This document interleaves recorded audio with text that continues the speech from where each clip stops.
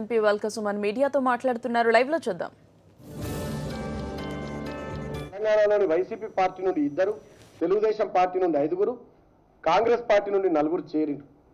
అదేవిధంగా MIM party 7 వాళ్ళు మాకు మద్దతు తెలిపారు. మొత్తంగా మాకు 84 మంది శాసనసభ్యుల మద్దతు ఉంది.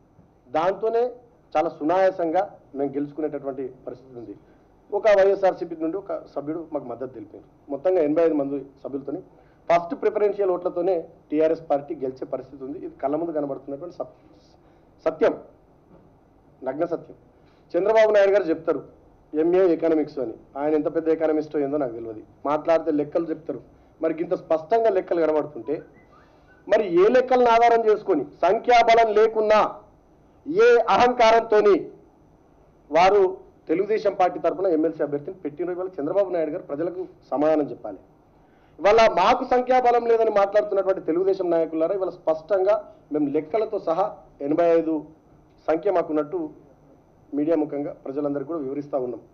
మరి మీరు దేన్ని నమ్ముకొని మీ అభ్యర్థిని పెట్టిర్రో మీరు సమాధానం చెప్పాల్సినటువంటి అవసరం ఉంది.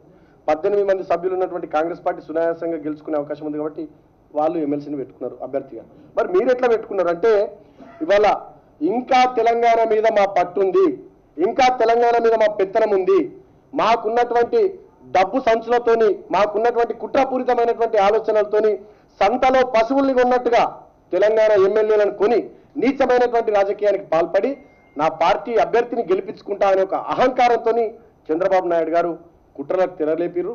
ఆ క్రమంలోనే అడ్డంగా మా నామినేటెడ్ ఎమ్మెల్యే స్టీఫెన్సన్ గారిని ప్రలోభ పెట్టే ప్రయత్నం చేస్తే స్వయంగా వారి ఇంట్లో రేవంత్ రెడ్డి గారు 50 లక్షల రూపాయల నోట్ల కట్టలతో దొరికిపోయినారు. ఇంకా బుకాయిస్తున్నారు. ఆయన రేవంత్ రెడ్డి కాదా, రోబోనా? స్టీఫెన్సన్ మా ఎమ్మెల్యే గారి ఇంట్లో దొరికిన 50 లక్షల రూపాయలు కావా, చిత్తు కాగితాలా? అడ్డంగా దొరికిపోయిన తర్వాత కూడా ఇంకా బుకాయించడం చాలా దుర్మార్గం. చంద్రబాబు నాయుడు గారి ఆడియో టేపులు కూడా బయటకు వచ్చినాయి. దాని మీద ఒక ఆయన పెద్ద మేధావిగా పోజులు ఇచ్చే పనికిరాని ప్రభాకర్, పరకాల ప్రభాకర్ ఆయన మొన్న మాట్లాడుతూ ఉన్నాడు. మేము చూసినాం ఆ రోజు రాత్రి చంద్రబాబు నాయుడు గారి ప్రెస్ మీట్ ఉంటుందని టీవీలలో బ్రేకింగ్స్ వచ్చినాయి. చంద్రబాబు నాయుడు గారే వచ్చి మాట్లాడతారని మేమంతా ఎదురు చూస్తే పనికిరాని ప్రభాకర్ అనేట ఆయన వచ్చి ఆయన మాట్లాడు. ఆయన ఏం చెప్తాడు, మొదట ఆ వాయిస్ మా చంద్రబాబు గారిది కాదంటారు. మళ్ళీ వెంటనే అక్కడ ఇక్కడ మాట్లాడినన్నింటి కూడా ఏడ్చి కూర్చి ఈ రకంగా ఆడియో టేప్ రిలీజ్ చేశారంటారు. మళ్ళీ వెంటనే మా సీఎం గారి ఫోన్లు ట్యాప్ చేస్తారా మీ అంతు చూస్తామంటాడు. అంటే ఒకదానికి ఒకటి సంబంధం లేకుండా పొంతన లేకుండా ఆనాడు ప్రభాకర్ గారు మాట్లాడారు. దాంతోనే ప్రజలందరికీ చాలా స్పష్టంగా అర్థమైపోయింది ఆ ఆడియో టేపుల్లో ఉన్నటువంటి సంభాషణ, జరిగినటువంటి సంభాషణ, ఆ దరిద్రపు ఇంగ్లీష్ మాట్లాడేటటువంటి వ్యక్తి ఖచ్చితంగా చంద్రబాబు నాయుడు గారే అని ప్రజలందరికీ కూడా అర్థమైపోయింది. ఇంత జరిగిన తర్వాత కూడా ఇంకా తప్పును ఒప్పుకోకుండా దీన్ని కప్పిపుచ్చే ప్రయత్నం చేయడం నిజంగా ఇది చాలా బాధాకరం. నిన్నటికి నిన్న చంద్రబాబు నాయుడు గారు అక్కడ సభలో మాట్లాడుతూ ఉన్నారు, అడ్డగోలుగా మాట్లాడుతూ ఉన్నారు. కేసీఆర్ గుండెల్లో నిద్రపోతా అంటూ ఉన్నాడు. నాయన చంద్రబాబు నాయుడు గారు టైం వస్తుంది, మీరు ఎక్కడ నిద్రపోతారో ప్రజలందరికీ అర్థమైంది. ఇప్పటికే మీరు శ్రీకృష్ణ జన్మస్థలంలో నిద్రపోయే టైం చాలా తొందరలో వస్తాయనే విషయాన్ని కూడా మీకు గుర్తు చేస్తూ ఉన్నా. అడ్డంగా దొరికిపోయారు, ఇంకా అహంకారంగా మాట్లాడుతూ ఉన్నారు. ఇన్ని నోట్ల కట్టలు అసలు ఎక్కడికి వెళ్ళి వచ్చినాయి? దాదాపు చాలా పత్రికల్లో కథనాలు వస్తున్నాయి, టీవీలో కథనాలు వస్తున్నాయి, మేధావులు కూడా టీవీ చర్చలు విశ్లేషణలు చేస్తూ ఉన్నారు.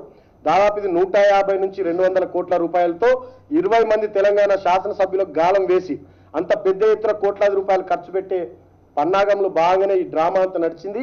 రేవంత్ రెడ్డి అనే వ్యక్తి బయట పడ్డ తర్వాత మిగతా వాళ్ళంతా మెల్లగా జారుకున్నారని చెప్పి చాలా మంది మాట్లాడుతూ ఉన్నారు. ఎక్కడివి ఇన్ని డబ్బులు? ఇవాళ నీతికి నిజాయితీకి మారుపేరుగా చెప్పుకునేటటువంటి చంద్రబాబు నాయుడు గారు నీ రాష్ట్రంలో ఈ సంవత్సర కాలంలో మీరు చేసినటువంటి అవినీతి పనులు ఇవాళ ఖచ్చితంగా ప్రజలకు తెలియాల్సినటువంటి అవసరం ఉంది. ఒకటే ఒక ప్రాజెక్టు పట్టిసీమ అని దాని పేరు. పట్టిసీమ ప్రాజెక్టులో దాదాపు 20% పైగా, నేను అనుకోవడం 26% అనుకుంటా, ఎక్సెస్ కు ఒక కంపెనీకి ఆ ప్రాజెక్టును అప్పచెప్పారు దారదత్తం చేసి రస్మదీయులకు. దాంట్లో 100 కోట్ల రూపాయలు చేతులు మారినాయి. అట్లా చేతులు మారినటువంటి కోట్లాది రూపాయలతో ఇవాళ తెలంగాణలో ఎమ్మెల్యేలను కొనుగోలు చేసి తెలంగాణ ప్రభుత్వాన్ని అస్థిరపరచాలనేటటువంటి ఒక కుట్ర. ఈ కుట్రలో సూత్రధారిగా చంద్రబాబు నాయుడు గారే కాదు, వారి కుమారుడు లోకేష్ గారు, ఇంకా కొంతమంది రాజ్యసభ ఎంపీలు, ఇంకా కొంతమంది ఎమ్మెల్యేలు, తెలంగాణ తెలుగుదేశం పార్టీ సీనియర్ నాయకులు వీళ్ళంతా ఉన్నారని చెప్పి మాట్లాడుతూ ఉన్నారు, విశ్లేషణలు చేస్తూ ఉన్నారు చాలా మంది మేధావులు. ఖచ్చితంగా ఇవన్నీ బయటకు రావాల్సినటువంటి అవసరం ఉన్నది. నిజంగా మరి మీరు నీతి కలిగినటువంటి వ్యక్తి అయితే ఒక్క ప్రాజెక్టుకు 26% పైగా ఎక్సెస్ మీరు ఎట్లా ఇస్తారు? అంత మెగా ఎక్సెస్ ఎట్లా ఒక ప్రాజెక్టుకి ఇస్తారో చంద్రబాబు నాయుడు గారి వాళ్ళ ప్రజలకు సమాధానం చెప్పాల్సినటువంటి అవసరం ఉన్నది. ఇంకా తప్పునొప్పుకోకుండా చేసేటివన్నీ నీచమైన పనులు, అవినీతి పనులు, పోజులేమో హజారే స్టైల్లో పోజులు కొడతారు.